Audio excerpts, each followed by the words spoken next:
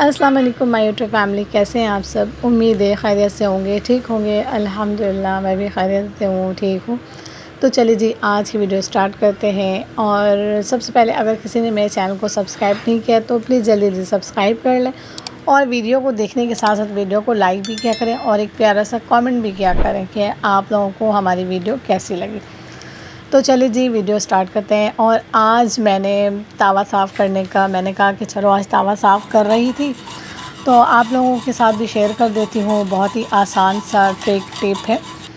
तो मैं हमेशा इसी तरह ही तवा साफ़ करती हूँ, तो इस बार मैंने कहा कि चलो आप लोगों के साथ भी शेयर कर देती हूँ।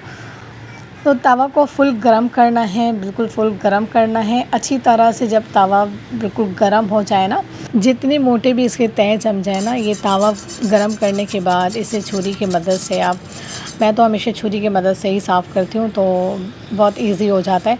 तो छुरी की मदद से आप लोग भी इस तरह से साफ़ कर लिया करें। बहुत ही इजी, बहुत आसान सा तरीका है। तो मैं हमेशा इसी तरह ही बिल्कुल इस्तेमाल करती हूँ। कोई बेकिंग सोडा, कोई लेमन वगैरह नहीं इसमें इस्तेमाल करती हूँ साफ़ करने के लिए। बस तवा को फुल गरम किया, और इसी तरह से जितने भी मोटे मोटे इसके तय जम जाते हैं ना, तो बहुत आसानी के साथ ये निकल जाते हैं। और आप देख सकते हैं कि तवा कितने अच्छे से बिल्कुल साफ़ हो चुका है, बिल्कुल पहले जैसा हो चुका है। जैसे हमारा पहले तवा था वैसे ही हो चुका है। सारे इसमें से तय जो भी जमे हुए थे, मोटे पतले, सारे तय इसमें से मैंने निकाल दिया। तो ये बहुत सी आसान सी टिप है। कोई बेकिंग सोडा, कोई लेमन वगैरह नहीं इस्तेमाल किया करें। बस तवा को गरम करें, फुल गरम, और उसके बाद आराम से छुरी की मदद से आप बिल्कुल सारे तय को आराम से साफ़ कर सकते हैं। तो चलिए जी, तवा साफ़ करने के बाद यहाँ पर मैं इसे धोऊंगी, और इसे अच्छी तरह से धोने के बाद ना थोड़ी सी मैं इसमें ऑयल लगा लेती हूँ।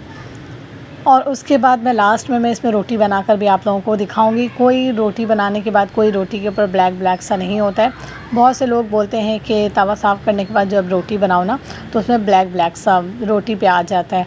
तो अभी मैं आप लोगों को दिखाऊंगी, कोई ब्लैक नहीं आते हैं तवा के निशान। तो ये आप देख सकते हैं कितने अच्छे से हमारा तवा साफ़ हो गया है। बहुत ही आसान सा ट्रिक एंड टिप मैंने आप लोगों के साथ शेयर किया है। अगर पसंद आए तो वीडियो को लाइक ज़रूर कीजिएगा। तो चलिए जी, यहाँ पर तवा खुश्क हो गए थे, और उसके बाद यहाँ पर मैंने तवे के ऊपर थोड़े से तेल लगा दिया है। और अब मैं आप लोगों को रोटी बना के दिखाती हूँ कि तवे के कोई भी निशान वगैरह रोटी के ऊपर नहीं लगते हैं। तो चलिए जी, आज की वीडियो उम्मीद है आप लोगों को पसंद आएगी। पसंद आए तो लाइक एंड शेयर करें, और सब्सक्राइब प्लस भी कर लीजिएगा। ये आप लोगों की तरफ से बहुत सारा प्यार होता है, हमारे लिए एक इनाम होता है। दुआ में याद रखिएगा, अपना बहुत सारा ख्याल रखिएगा। मिलते हैं नेक्स्ट वीडियो में। अल्लाह हाफिज़।